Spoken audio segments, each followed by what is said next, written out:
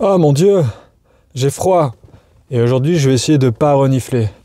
Mais le moment que tout le monde attend, le moment le plus important, c'est le démarrage du GX. On démarre le GX. J'ai écouté l'audio. Oh ouais, c'est pas la folie. On n'entend pas grand-chose. Ça représente pas... Non, en vrai, ça fait pas beaucoup de bruit, c'est bien, désolé. Donc là, on va rentrer à la maison. C'est bientôt 21h. Je pense que je vais aller au sport. Je pense que je vais aller me défouler parce que j'ai pas trop sommeil.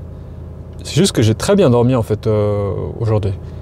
C'est ce que je disais à ma copine. Je me suis réveillé, j'étais en forme et je me suis rendormi. Mais je me suis pas rendormi de fatigue. Je me suis rendormi parce que je prenais beaucoup de plaisir à dormir. Ce matin, j'ai essayé de me filmer et j'ai enregistré l'audio et je me suis rendu compte qu'au bout d'un moment, je disais de la merde et que c'était pénible à écouter. Donc, j'ai décidé de ne pas poster la vidéo. Donc, j'espère juste que aujourd'hui, ça va être une vidéo un peu plus dynamique, un peu plus plaisante à écouter. En tout cas, je vais essayer d'entraîner mes talents, d'animateur. Certainement, c'est quelque chose sur lequel il faut que je travaille. Donc, qu'est-ce que j'ai dit ce matin qu'il faut absolument que j'aborde maintenant? Ce que je disais ce matin, c'est que je souhaite, il faut allumer les feux par contre, je souhaite pas faire des vidéos où je me plains en continu. Bon, c'est bien, mais j'ai envie aussi de parler de trucs positifs et de trucs intéressants. Donc aujourd'hui, on fait un podcast positif. En plus, ça tombe bien, je suis en forme.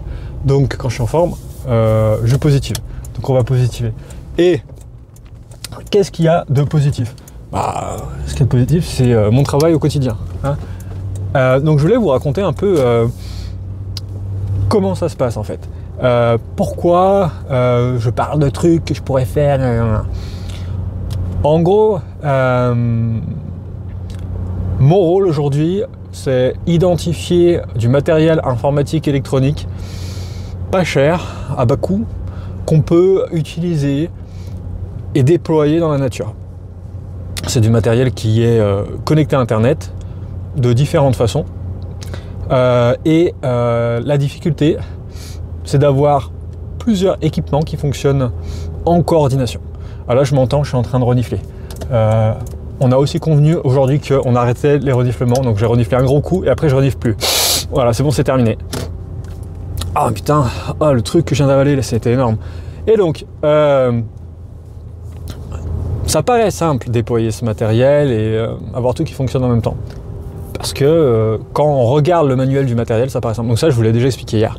La difficulté, c'est qu'en fait, ce matériel n'est pas nécessairement prévu pour fonctionner. Ouais, mon gars, faut s'arrêter. Pour fonctionner ouais, ça m'a choc-barre. Ça m'a tellement choc-barre. Enfin, je pense qu'il se serait arrêté, mais juste il a le nez un peu long, quoi. J'ai pas envie de le percuter. Ce matériel, il n'est pas forcément prévu pour faire ce qu'on prévoit de lui faire faire. Là, par exemple, aujourd'hui, ce que j'ai fait, c'est que j'ai fait un boîtier où dans le boîtier, il y a ce qu'on appelle un pont Wi-Fi. Donc un pont Wi-Fi, en fait, c'est deux boîtiers qui communiquent entre eux. C'est comme s'il y avait un câble entre les deux, mais il n'y a pas de câble. Donc généralement, les ponts Wi-Fi, tout le monde connaît. Hein, peut-être que vous en avez déjà eu à la maison. Hein, ça fait 20 ans que ça existe. Sauf que le pont Wi-Fi qu'on utilise, c'était un Wi-Fi AH. Le Wi-Fi AH, c'est tout nouveau. Et ça peut permettre de communiquer sur au moins tranquillement 1 km. Donc avec du Wi-Fi normal, vous ne pouvez pas faire 1 km de portée. Avec du Wi-Fi normal, mais une antenne directionnelle et un ampli, vous pouvez faire 1 km de portée. Mais il faut que vous ayez ce qu'on appelle line of sight en anglais. Et donc c'est en gros, il faut qu'il y ait une visibilité, il faut que les deux antennes se voient. Il faut qu'il n'y ait rien. S'il y a un arbre au milieu, ça passe pas. Et là, ce Wi-Fi AH, même s'il y a des bâtiments entre, ça marche. Donc évidemment, s'il y a que des bâtiments entre 1 km, ça va être un peu réduit. Mais même en ville, on peut atteindre plusieurs centaines de mètres. Donc c'est une révolution. Vous allez me dire, ouais, mais du coup, pourquoi tout le monde n'utilise pas ce magnifique Wi-Fi AH? Simplement parce que le débit que permet ce boîtier, enfin cette technologie, ça ne s'appelle pas que AH, ça s'appelle aussi Wi-Fi Halo, H-A-L-O-W. Le débit de ce boîtier en fait est limité. On va naviguer entre 1 mégabit à 15 mégabits. Donc pour regarder Netflix, c'est mort.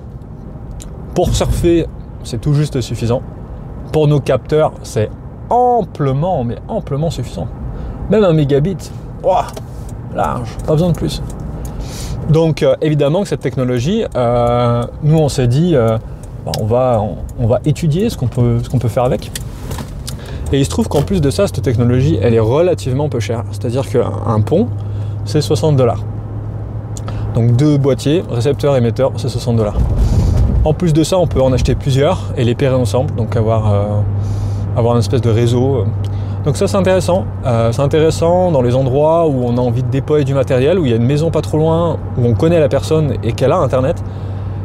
Et on va dire, par exemple, 1 kilomètre plus loin, on peut mettre une antenne et lui fournir Internet à distance. Donc après, on n'a plus besoin de lui donner une carte SIM. On paye plus d'abonnement mensuel.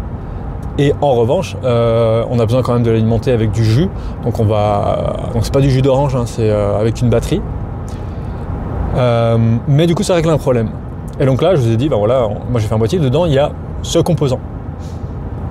Et moi, en plus de ce composant, vu que je suis un peu bête, je rajoute un câble Ethernet où il y a Internet qui arrive dessus. Et là, vous allez me dire, mais on marche sur la tête. Donc tu es en train de me dire que tu as Internet, mais qu'en plus de ça, tu mets un boîtier pour avoir Internet sans fil. Oui, monsieur. Pourquoi ? Parce que si jamais le câble est endommagé, je continuerai d'avoir des données grâce à ce boîtier sans fil. Et là, vous allez me dire, mais ok, donc c'est une forme de redondance.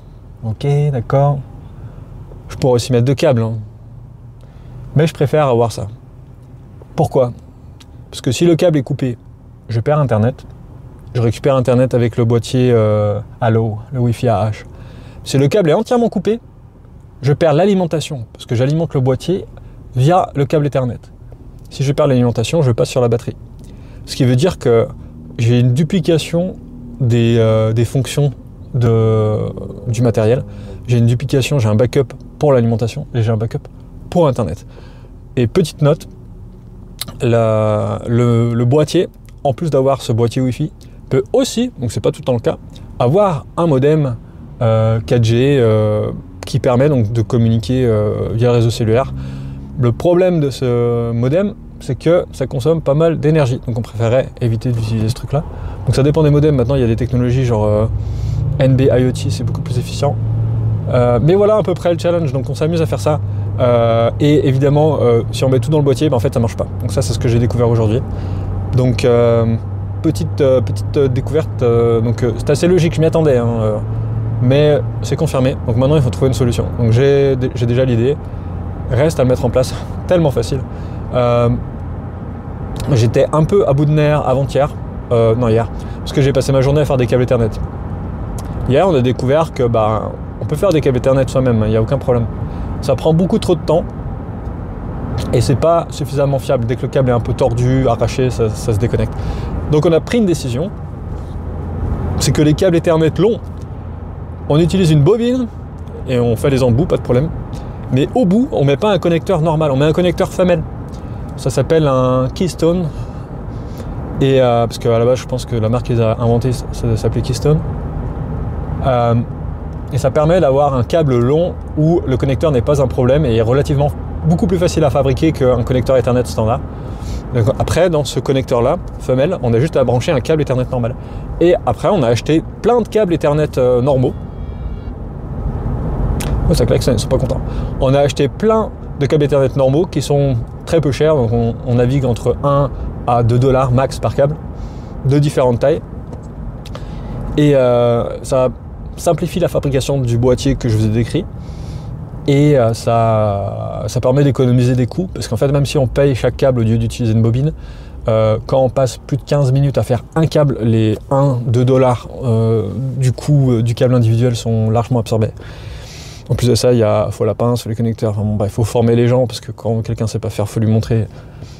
Donc on a pris cette décision-là, je pense que c'est une décision très rationnelle. Donc voilà à peu près comment mes journées sont investies. Je suis censé être chercheur, hein. Par contre, si jamais ce boîtier marche, c'est très très intéressant, parce qu'on aura un système avec des composants très bas coût,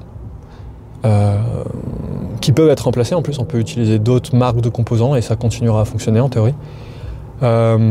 Et qui va permettre de répondre, comment dire, comme ils disent ils disent CYA, cover your ass, permet de couvrir son cul